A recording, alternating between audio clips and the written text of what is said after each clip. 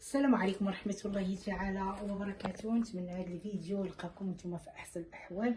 اللهم يا رب بلغنا ما تبقى من شعبان ورمضان. اليوم غنحضر معكم اصابع زينب اللي تتقلى، ولكن انا درتها صحيه في الفران. بلا ما نطولوا غنمروا مباشره لاعطاء المقادير وطريقه التحضير. بسم الله. اول حاجه كنحتاج باش غادي نحضر معكم اصابع زينب وهي معسله رمضانيه. كنحتاج 2 كيسان، اي نوع تاع الكيسان عندكم غتطبقوا القاعده. 2 كيسان ديال السميد ديك الرقيق من نوع جيد. كنضيف عليه كاس ديال الدقيق متعدد الاستعمالات.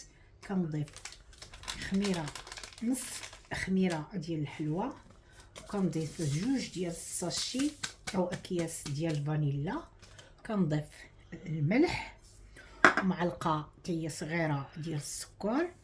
كنخلط النواشف مزيان كما كتشوفوا معايا، وغادي نبدا نضيف السوائل اللي هي نص كاس ديال زيت الزيتون الخفيفه. اللي ما حاضرش عنده يدير الزيت النباتيه. كنضيف معلقه ديال الزبده اللي ذوبت. وكنضيف نص كاس ديال الحليب، وغادي نضيف 4 الكاس ديال الزهر كما كتشوفوا ماء الزهر. غنخلط هاد النواشف مزيان. العجينه تتبان لكم خفيفه، غادي نخليها حتى تشرب شويه وغادي نجي نشكلها معكم. القوام ديال العجين من الارتاح شوفوا راه ما تيكونش قاصح. خديت المدلك وغادي نبدا نرقق، ما نديرهاش غليظه لانها كتلوى. ها نتوما، ها وحده ها جات. غادي نحيد هاد السيركل وغادي نبدا نرقق فيها. نزيد نرقق بصبعي لان هي نورمالمون كتقلى، وانا سابقا عرضتها في القناه كتقلى في الزيت، ولكن دابا غنديرها اكثر صحيا. غادي نطيبها في الفران بحال كي اي معسله، وغادي نبدا غاديه هكا حتى نكمل الكميه، وغادي نجي نوري لكم الشكل ديالها. ما فيها باس. غادي نعاود معكم واحده اخرى.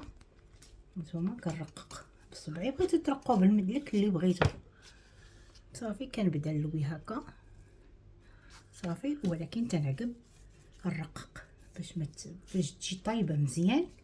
هانتوما غنبقى غاديه هكا حتى نكمل الكميه وغادي نرجع معكم. من بعد ما ساليت الطاوه بالتعمر عمرات الفران ديجا مشعلاه على 180 درجه لتحت، ولكن غير غادي ندخلها تقريبا واحد 3 دقائق وغادي ندير الفران للفوق ولتحت، وغادي نجي نوري لكم كيفاش كتخرج من الفران وكيفاش غادي نعسلها. كيبقى هذا هو الشكل النهائي ديال ملي كيخرجوا من الفران اصابع زينب. دابا غادي نمشيو نعسلوهم. العسل تيكون بارد ديما القاعده تتقول، وهذه حيت خارجه من الفران سخون غتبقى.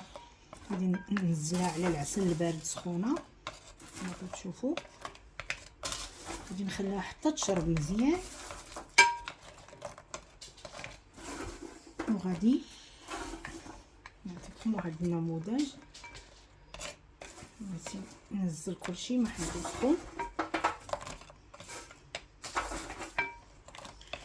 صافي. وغادي نبدا نزول في الاولات. نتوما شوفوا ملي تنعسلو تندوزو الصبيعات في البيستاش اللي فرششت بحال هكا، وغادي نحط فوق هاد السقطاره تنكمل الكميه وغادي ندوزو للشكل النهائي. تيبقى هذا هو الشكل النهائي ديال اصابع زينب اللي زينتهم برقائق البيستاش. حاولوا تجربوها، راه تجي جد جميله بزاف وصحيه لانها مطيبه غير في الفران. وبحال العاده ما تنسونيش بالبارطاج مع الاهل والاحباب، والى اللقاء في فيديو قادم ان شاء الله.